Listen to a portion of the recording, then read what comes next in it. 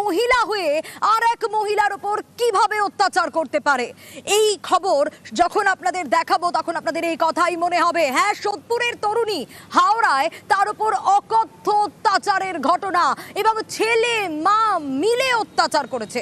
সে অত্যাচার পাশবিক অত্যাচার, হাড় ভেঙে গেছে তরুণীর, মাথার চুল পর্যন্ত কেটে নেওয়া হয়েছে এবং আরো অনেক কিছু। কিভাবে সম্ভব? চাকরির টোপ দেওয়া আর তারপর কিভাবে দিনের পর দিন এই অত্যাচার, এবং একটা সময়েরও মাসে যখন তরুণী কোনো ক্রমে পালিয়ে যান, প্রাণে বাঁচেন, কিন্তু কতদিন ধরে এই পাশবিক অত্যাচার, কিভাবে এদের সঙ্গে পরিচয়, কেন এরকম পরিস্থিতি তৈরি হলো, এসব ডিটেল আপনাদের জানাবো, যে প্রশ্নগুলো আপনাদের মনে এই মুহূর্তে ঘোরাফেরা করছে।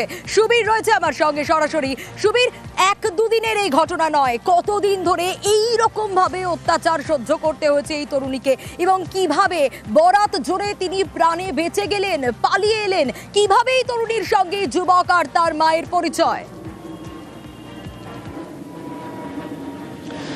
দেখো, 5 মাস আগে এই সোদপুর সুকচর 3 নম্বর দেশবন্ধু নগরের এই যে 24 বছর বয়সী যে যুবতী, সে কিন্তু ইভেন্ট ম্যানেজমেন্টের কাজের জন্য হাওড়াতে যায় এবং সেখানেই আরিয়ান খান যে যুবক, তার সঙ্গে কিন্তু এই ইভেন্ট ম্যানেজমেন্টের যে কাজ, সে কাজে কিন্তু সে কাজে যোগ দেয় এবং তারপরে কিন্তু প্রায় দীর্ঘ 1.5 মাস সে কিন্তু ইভেন্ট ম্যানেজমেন্টের কাজ করে। এবং তারপরে কিন্তু তাকে এই আরিয়ান খান এবং তার মা শ্বেতা খান বারে অর্থাৎ পানশালায় কাজ করার জন্য কিন্তু চাপ দেয়, এবং সেই যখন তাদের রাজি না হয় তখন এই বাঁকড়ার বাড়ি ডোমজুর থানার অন্তর্গত বাঁকড়াতে তাদের যে আবাসন, সেই আবাসনে কিন্তু আটকে রেখে তার উপরে অকথ্য অত্যাচার চলে, নৃশংস অত্যাচার করা হয়। এবং এতটাই নৃশংস অত্যাচার করা হয়, প্রথমে তাকে ধারালো অস্ত্র দিয়ে মারধর করা হয়, তার যৌনাঙ্গে লোহার রড ঢুকিয়ে মারধর করা হয়, এবং সেই জায়গা থেকে কিন্তু এই 3 মাস ধরে এই অত্যাচার চলতে থাকে। এবং গত পরশুদিন নৃশংসতা চরমে পৌঁছায় এবং সেই জায়গা থেকে এই যে যুবতী, তাকে কিন্তু বেধড়ক মারধর করা হয় বাড়ির মধ্যে, এবং তার ইতিমধ্যেই চিকিৎসকরা জানাচ্ছেন তার কোমরের হাড় ভেঙে গিয়েছে, পায়ের হাড় ভেঙে গিয়েছে, এবং তার যে মাথার চুল, সেই চুলও কিন্তু কেটে নেওয়া হয়েছে। এবং এই যে আরিয়ান খান এবং তার যে মা শ্বেতা খান, তাদের দিকে মূলত কিন্তু অত্যাচারের অভিযোগ। এবং গত পরশুদিন কিন্তু বাড়িতে কেউ না থাকার সুযোগে সেই জায়গা থেকে কিন্তু হাওড়া থেকে নেওয়া হয়েছে। এখনো পর্যন্ত তাদের কি কোনো খোঁজ পাওয়া গেছে? দেখো, ইতিমধ্যে খড়দহ থানাতে এবং ডোমজুর থানাতে এই অভিযুক্তের নামে কিন্তু অভিযোগ দায়ের করা হয়েছে। এখনো পর্যন্ত কিন্তু এই ঘটনায় অভিযুক্তকে গ্রেপ্তার করতে পারেনি পুলিশ। তারা কিন্তু বাড়িতে আবাসনে তালা লাগিয়ে তারা কিন্তু ইতিমধ্যে পালিয়ে গিয়েছে। তাদের খোঁজে বিভিন্ন জায়গায় তল্লাশি চালাচ্ছে ডোমজুর থানার পুলিশ। এবং ইতিমধ্যেই কিন্তু এই যে যুবতী, অর্থাৎ যে আক্রান্ত যুবতী, তাকে কিন্তু আশঙ্কাজনক অবস্থায় সাগরদত্ত হাসপাতালে এই মুহূর্তে চিকিৎসাধীন। তার অবস্থা কিন্তু অত্যন্ত সংকটজনক, এমনটাই কিন্তু জানাচ্ছেন হাসপাতালের চিকিৎসকেরা। বেশ সুবীর, বেশ। ইভেন্ট ম্যানেজমেন্ট বলে নিয়ে গেল, নিয়ে গিয়ে এরকম অত্যাচার করে। একটা জায়গা বাদ নেই, মার খাইনি, সব কেটে দিয়েছে, লোহা দিয়ে সিল ওরা, আর কাটারে দিয়ে লোহা কাটারে দিয়ে মেরেছে। বাঁকড়া বাজার আনসারি ডাক্তারখানা, ফ্ল্যাট আছে ওনার, শ্বেতা মহিলাই মাত্র, কাজ করতাম না বলে, রান্না পারতাম না ঠিক করে করতে, ওই জন্য। হ্যাঁ, সাজা হোক ওনাকে। ভাবুন, ডোমজুরের এই যুবক আর তার মায়ের বিরুদ্ধে তরুণী এই অভিযোগ করছেন, বাড়িতে বাড়ির সব কাজ করানো হতো, ইভেন্ট ম্যানেজমেন্টের টোপ দিয়ে কাজে ডাকা হয়েছিল, আর তারপর বারে কাজ করার জন্য চাপ, এবং যখন তরুণী রাজি হয়নি তখন মাসের পর মাস ঠিক এইভাবেই পাশবিক অত্যাচার চালিয়েছে এই যুবক আর তার মা। কিন্তু ডোমজুরে তাদের বসবাস, কতদিন ধরে তারা ডোমজুরের বাসিন্দা, সেখানকার মানুষজন যারা রয়েছে তারা কিভাবে পরিচিত এদের সঙ্গে, আরো বিস্তারিত জানতে পারবো। আমার সঙ্গে দেবাশিস রয়েছে। দেবাশিস, এই যে অকথ্য অত্যাচার করেছে এই ছেলে আর মা মিলে এই তরুণীর ওপর, এদের পরিচয় কিরকম, কিভাবে লোক সমাজে এলাকাবাসীর কাছে তারা কিভাবে পরিচিত?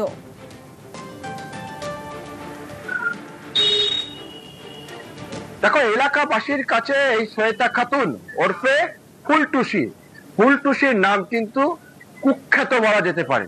তার কারণ এলাকায় যে ফকির বাগান এলাকায় বাস করে বাঁকড়ার, সেই এলাকায় একাধিক মামলা রয়েছে এই ফুলটুসির বিরুদ্ধে আর্মস অ্যাক্টে মামলা রয়েছে।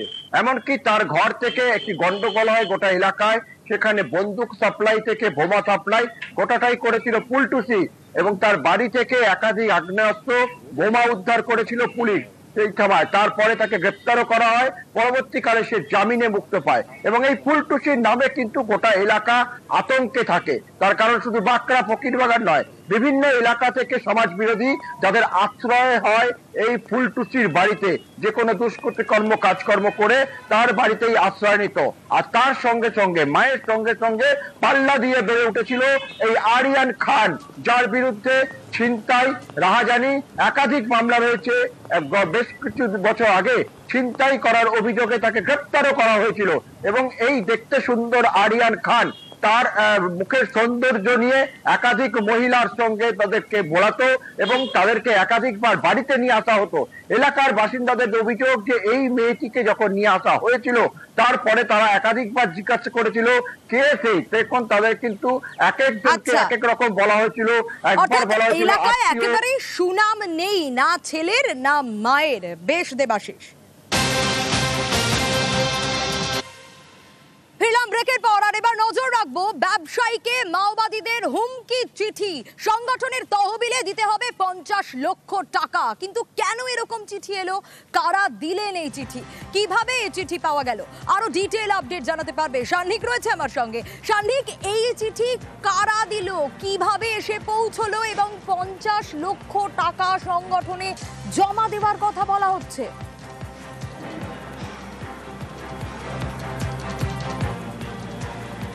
একেবারে সোনিয়া, এই নিয়ে ইতিমধ্যেই কিন্তু চাঞ্চল্য ছড়িয়েছে। কেননা 50 লক্ষ টাকা দাবি করে শুধুমাত্র চিঠি নয়, একেবারে নাম করে, সমীর মণ্ডল বলে একজনের নাম করে এই চিঠি এসেছে এই ব্যবসায়ীর কাছে। এই বড়বাজারে তার একটি সোনার দোকান রয়েছে, পাশাপাশি এই ব্যবসায়ীর বনগাঁতেও অপর একটি সোনার দোকান রয়েছে, দুটি সোনার দোকান তিনি চালান। তার কাছে এই চিঠি যখন আসে, 24 তারিখ ডেট দেয়া এই চিঠি তিনি 26শে মে রিসিভ করেন। এবং সেই চিঠি তিনি পাওয়ার পরে তিনিও কিছুটা অবাক হয়ে গিয়েছিলেন, কেননা তার মধ্যে একেবারে অ্যাড্রেস মেনশন করে লেখা ছিল যে সেই অ্যাড্রেসে টাকা পৌঁছে দিতে হবে, কেননা মাওবাদী তহবিলে অর্থ যোগান দেওয়া প্রয়োজন রয়েছে, সেই কারণে সেখানে টাকা দিতে হবে। এবং পুলিশের কাছে গিয়ে কোনো লাভ হবে না, পুলিশ কিছু করতে পারবে না, এই ধরনের মন্তব্য সেই চিঠিতে কিন্তু করা ছিল। স্বাভাবিকভাবেই চাঞ্চল্য ছড়িয়েছে এবং ইতিমধ্যেই বড়বাজার থানায় লিখিত অভিযোগ দায়ের করেছেন সেই ব্যবসায়ী। এবং এখন পুলিশ তদন্ত করে দেখছে আদতে মাওবাদী নাকি কোনো ব্যবসা।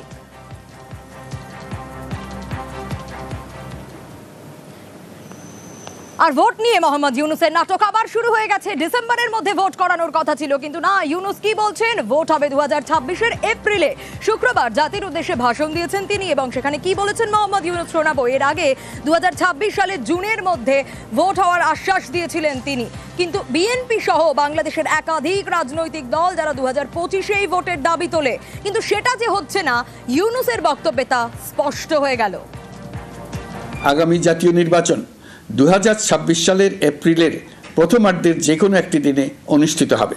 এই ঘোষণার ভিত্তিতে নির্বাচন কমিশন উপযুক্ত সময়ে আপনাদের কাছে নির্বাচনের বিস্তারিত রোডম্যাপ প্রদান করবে। আমরা এমন নির্বাচন চাই যা দেখে অভ্যুত্থানের শহীদদের আত্মা তৃপ্তি পাবে, তাদের আত্মা শান্তি পাবে। আমরা চাই আগামী নির্বাচনে সবচেয়ে বেশি ভোটার, সবচেয়ে বেশি প্রার্থী ও দল অংশ নেক। এটা সবচেয়ে অবাধ, সুষ্ঠু ও নিরপেক্ষ নির্বাচন হিসেবে জাতির কাছে স্মরণীয় হয়ে থাকুক। মোহাম্মদ ইউনুসের বক্তব্য তো শুনলেন, কিন্তু কোনোভাবেই বিএনপি এটা মেনে নিচ্ছে না। বিএনপি চাইছে ডিসেম্বরের মধ্যে, মানে এ বছর ডিসেম্বরের মধ্যেই ভোট হোক। বিএনপির তরফ থেকে কিন্তু কড়া বার্তা উঠে এসেছে। আমরা একটু নিউজ রুমের দিকে এবার নজর রাখবো। অয়ন রয়েছে আমার সঙ্গে। অয়ন, কি জানালো হলো কড়া বার্তায়, ঠিক কি বলা হলো? মোহাম্মদ ইউনুস তো একেবারে জানিয়ে দিলেন তিনি ডিলে করছেন বারবার, এটা আমরা দেখেছি। ভোট তিনি কিছুতেই করাতে চাইছেন না, কিন্তু বিএনপির কড়া বার্তা কি? সোনিয়া, উনি তো ডিলে করবেনই, কারণ বাঘের পিঠের ওপরে চেপে বসেছেন। বারবার করে বলা হচ্ছে মোহাম্মদ ইউনুস দুর্নীতির কড়া পাকে নিমজ্জিত। যে দুর্নীতি থেকে আরম্ভ করে বিভিন্ন অভিযোগ উঠে আসছে মোহাম্মদ ইউনুসের নামে, তিনি ভোট করাতে চান না, কারণ ভোট করালে পরে, নির্বাচিত সরকার এলে পরে তার ভবিষ্যৎ কি হবে, শেখ হাসিনার থেকেও খারাপ হবে কিনা, এই নিয়েই এখন চর্চা চলছে। কারণ বিএনপি, এই বাংলাদেশ ন্যাশনালিস্ট পার্টি, এই বিএনপি একমাত্র এখন রাজনৈতিক দল বলা যায়। বিএনপি মোটেই খুশি হবে না, কারণ অসন্তুষ্ট এবং কড়া বার্তা দিয়ে দিয়েছে খুব স্পষ্টভাবে, কারণ তারা চেয়েছিল ডিসেম্বরের মধ্যেই ভোট করাতে। মোহাম্মদ ইউনূস বারবার ঝুলিয়ে রাখছেন, এখন বলছেন এপ্রিলের প্রথমার্ধের সপ্তাহের কোনো একটি দিনে নির্বাচন হবে। কিন্তু বিএনপির দাবি যে গত 1 বছর প্রায় হয়ে গেল, গণতন্ত্র নেই সেখানে, খুন, রাহাজানি, আইন শৃঙ্খলার অব্যবস্থা সবই রয়েছে। সোনিয়া, এর আগে তারেক রহমান তিনি বারবার বলেছিলেন যে সংস্কার কখনো একদিনে হয় না, এটা হচ্ছে প্রায়োগিক এবং এটা একদিনে হয় না, বহমান এই সংস্কারের পদ্ধতি। সেই সংস্কার কিভাবে করবে ইউনূস জমানা, এটা নিয়েও প্রশ্ন উঠছে। বারবার উনি সংস্কারের কথা বলছেন। সংস্কার করার অধিকার তাকে কে দিয়েছে?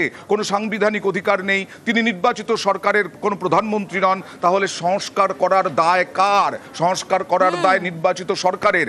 সেইখান থেকেই বারবার বলা হচ্ছে মোহাম্মদ ইউনূস আসলে নিজেকে প্রবলভাবে বাঁচাতে চাইছেন, নির্বাচনটা সবসময় দূরে সরে ঠেলে। আর এরপরে কি হবে সোনিয়া? এরপরে এটাও হতে পারে, এমনটাও আশঙ্কা যে যে সেনা প্রধান তার নেতৃত্বে গণ অভ্যুত্থানও হতে পারে, সেনা অভ্যুত্থানও হতে পারে। একেবারেই কি হয় বাংলাদেশের পরিস্থিতি, অবশ্যই প্রত্যেকটা মুহূর্তের আপডেট আমরা আমাদের দর্শকদের দেব। কিন্তু গতকালের বৈঠকের পর বিএনপি ইউনূসকে কড়া বার্তা দিয়েছে। কি বলছেন বিএনপি নেতা, শোনাবো। জাতির প্রত্যাশা পূরণ হয়নি। আমরা যৌক্তিকভাবে ডিসেম্বরের ভিতরেই নির্বাচন অনুষ্ঠানের জন্য আমাদের বক্তব্য সবসময় উপস্থাপন করেছি। এমন একটি সময়ে নির্বাচনের সময় ঘোষণা করেছেন, যেই সময় বলতে গেলে বাংলাদেশের পাবলিক পরীক্ষা থাকে, আবহাওয়া সঠিক থাকে না। এপ্রিলের প্রথমার্ধে যদি নির্বাচন অনুষ্ঠান করতে হয়, সেটা রমজানের মধ্যেই তাহলে ক্যাম্পেইন করতে হবে, এটা একটা অযৌক্তিক ধারণা। ওই সময় আবহাওয়া সঠিক থাকে না। উনি যদি দেরি করতে চাইলে ডিসেম্বরের পরে জানুয়ারির মধ্যে হতে পারত। আর মোহাম্মদ ইউনূসকে কোণঠাসায় ফের কড়া বার্তা শেখ হাসিনার তরফ থেকে। দেশ ছেড়েছেন শেখ হাসিনা, প্রধানমন্ত্রিত্ব ছেড়েছেন তিনি, আর সেনা প্রধানের তরফ থেকেও বলা হয়েছিল ডিসেম্বরের মধ্যে ভোট করতে হবে। কিন্তু সেই কথাও রাখছেন না মোহাম্মদ ইউনূস। সেই কথা না রেখে তিনি তা উড়িয়ে দিয়ে বলছেন 2026-এর এপ্রিলে গিয়ে ভোট হবে। আর ক্ষমতার লোভে বাংলাদেশ জ্বলছে। দুর্নীতি, কর ফাঁকি সহ একাধিক অভিযোগে দাগি নোবেল জয়ী তোপ আওয়ামী সুপ্রিমো। তার ক্ষমতা দখলের এই লোভের আগুনে কিন্তু বাংলাদেশ জ্বলছে। তার বক্তৃতা ছিল সম্পূর্ণ মিথ্যার ফুল ঝুড়িতে ভরা, অর্থনীতি সম্পূর্ণভাবে বিপর্যস্ত, নিজে ট্যাক্স দেয় না, তার বিরুদ্ধে ট্যাক্স পাওনা সে মামলা ছিল। একটা দেশকে সম্পূর্ণ ধ্বংসের দিকে সে নিয়ে যাচ্ছে। ইউনূসের বিরুদ্ধে মানি লন্ডারিং এবং অর্থ আত্মসাতে 5টা মামলা দুর্নীতি দমন কমিশন করেছিল। ক্ষমতা এসেই সমস্ত মামলা প্রত্যাহার করে নিয়েছে। একটা ট্যাক্স নিজে দেয় না। আমি বলছি ইউনূস কিন্তু নির্বাচন দেওয়ার লোক না।